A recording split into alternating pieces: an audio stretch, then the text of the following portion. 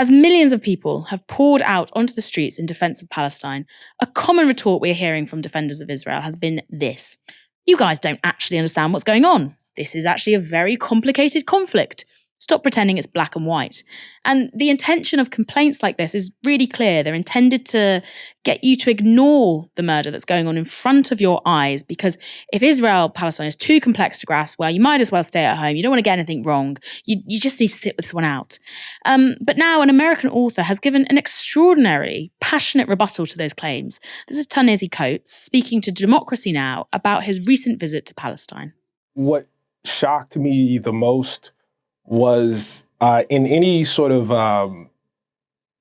opinion piece or reported piece or whatever you want to call it that I've read about Israel and about the conflict with the Palestinians, there's a word that comes up all the time, and it is complexity. That and its closely related adjective, complicated. And so while I had my skepticisms and I had my suspicions of the Israeli government, of the occupation, what I expected was that I would find a situation in which it was hard to discern right from wrong. It was hard to understand the morality at play. It was hard to understand the conflict. And perhaps the most shocking thing was I immediately understood what was going on over there.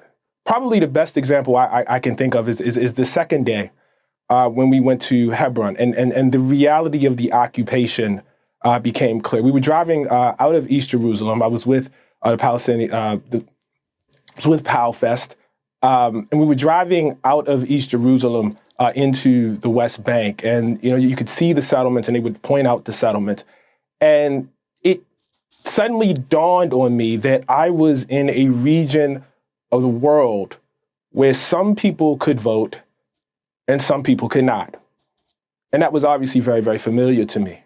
I got to Hebron, and we got out as a group of writers, and we were given a tour by a Palestinian guide.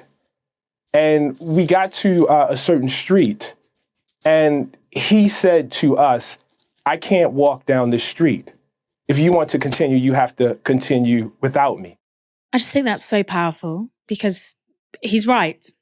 It's not complicated. If one group of people can vote and another can't, if one group of people can walk down a street and another can't, and if that's based on ethnicity, not age, not actions, we have a word for that. It's apartheid, or in the American analogy, Jim Crow. That's why people think Israeli policy is racist. It's not a misunderstanding. This is a textbook example of racism. And guess what? Racism is wrong. Let's go back to Ta-Nehisi Coates. We walked down the street, and we came back, and there was a market area. Hebron is very, very poor. It wasn't always very poor, but it's very, very poor. Its market area has been shut down. But there are a few vendors there that I wanted to support.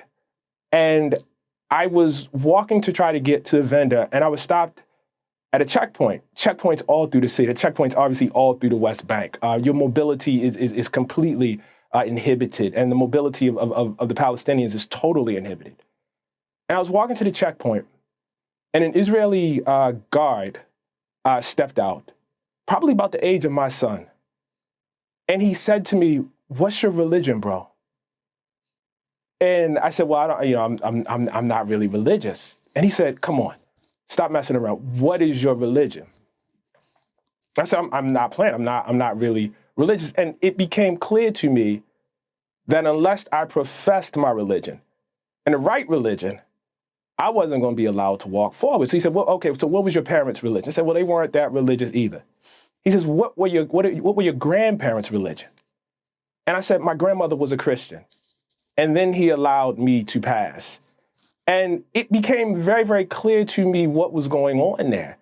And I have to say, it was quite familiar. Again, I was in a territory where your mobility is inhibited, where your voting rights are inhibited, where your right to the water is inhibited, where your right to housing is inhibited, and it's all inhibited based on ethnicity.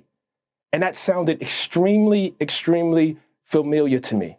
And so the most shocking thing about my time over there was how uncomplicated it actually is. Now, I'm not saying the details of it are not complicated. History is always complicated. Present events are always complicated. But the way this is reported in the Western media is as though one needs a PhD in Middle Eastern studies to understand the basic morality of holding a people in a situation in which they don't have basic rights, including the right that we treasure most, the franchise, the right to vote, and then declaring that state a democracy. It's actually not that hard to understand. It's actually quite familiar to those of us with a familiarity to African-American history.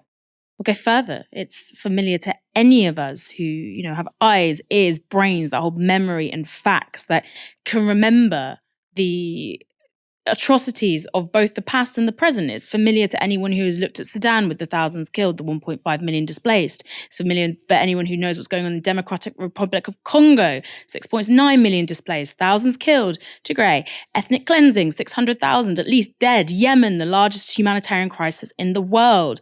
All week I've seen people making links between what is going on in these sites and what has been happening in Palestine for the last 75 years.